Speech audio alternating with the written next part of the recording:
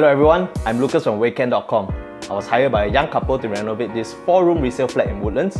Although this is their first home together, their main focus was not just on themselves, but there was also focus on their pets.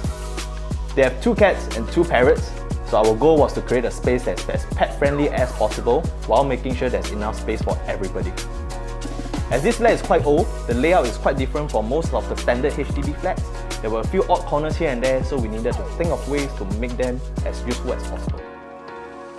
The past owners of this house had already torn down the old kitchen wall, so from the start, we already had a big white space to work with. So, we decided to use this entire area of the living room so that the cats have a lot of space to roam around. The bird enclosure was actually the homeowner's idea. They have been keeping parrots for a while, but they have always been in those small bird cages. So we used this awkward corner of the living room to create a floor-to-ceiling bird enclosure with enough room for their parrot to fly around.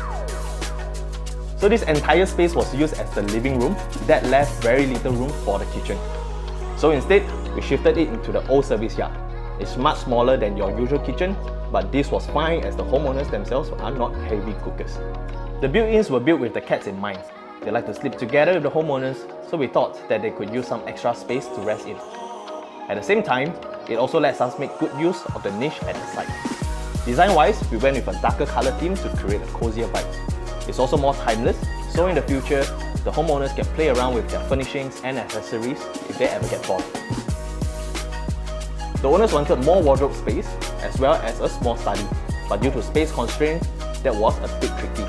So we tried experimenting with the original master bedroom space to see what works best. So firstly, we hacked the bedroom wall and replaced it with a storage unit that functions as a floor-to-ceiling wardrobe space. Then, we divided the room using built-in cabinets, where one side is for the study and the other is for the vanity. So we moved the vanity outside because the ensuite was very small.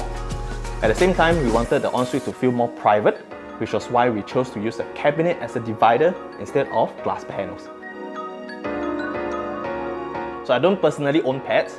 I keep terrapins, but they are really low maintenance. So putting myself in the homeowner's shoes was quite enlightening. Usually pet owners will include small features here and there, but these homeowners, they went really above and beyond, which was quite rare to see. So overall, I think we worked well together, and I think the house turned out great.